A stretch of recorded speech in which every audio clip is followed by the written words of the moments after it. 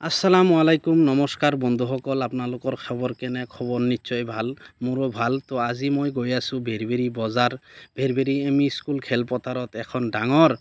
গণসমাৱেশ হৈ আছে মানে গণসভা হৈ আছে মানে নতুনকৈ আমাৰ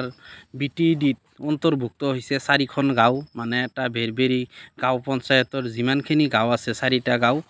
গোটেইখিনি গাঁও আমাৰ বিটিডিত নতুনকৈ সোমাইছে সেইকাৰণে মানে ভেৰভেৰি গাঁৱৰ কিছু সচেতন লোক তাৰ লগতে আমচুৰ কৰ্মকৰ্তাসকলে এক বিশাল মানে সভাৰ আয়োজন কৰিছে সেই সভাতে গৈ আছোঁ তো আপোনালোকে নিশ্চয় চাব কিমান মানুহ হৈছে ভেৰভেৰি গাঁও পঞ্চায়তৰ যিমান মানুহ আছে একদম আপোনাৰ ল'ৰা ছোৱালী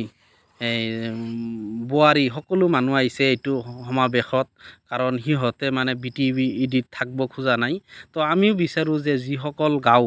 মানে বড়ো মানুহ এটাও নাই সিহঁতে যাতে নতুনকৈ বিটিডি বা বড়োলেণ্ডত নোসোমায় সেইকাৰণে আমিও আশাবাদী যে সিহঁতে জেনেৰেলে আছে জেনেৰেলতে থাকক কোনো কথা নাই কিন্তু নতুনকৈ আমাৰ হেমন্ত মামা আৰু আমাৰ বিটিডি চৰকাৰে নতুনকৈ 4টা গাঁও আমাৰ ওচৰৰে গাঁওকেইটা সোমাই দিছে যেনেবা চেনিবাৰী ভেৰভেৰি বিল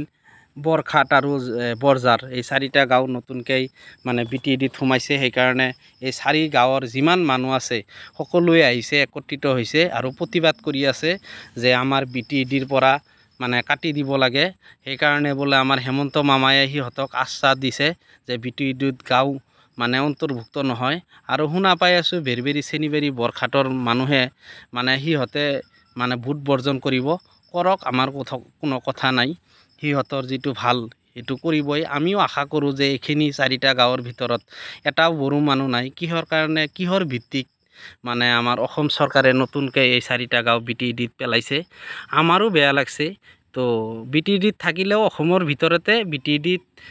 বাহিৰত থাকিলেও অসমৰ ভিতৰতে হয়তো অলপ ডিফাৰেঞ্চ হ'ব পাৰে কিন্তু কথা নাই সিহঁতৰ মৰ্জি সিহঁতে বিটিডিত নাথাকে কোনো কথা নাই নাথাকক আমিও আশাবাদী যাতে এই 4টা গাঁও যাতে নতুনকৈ অন্তৰ্ভুক্ত বা আপোনাৰ ভোট চুট কিবা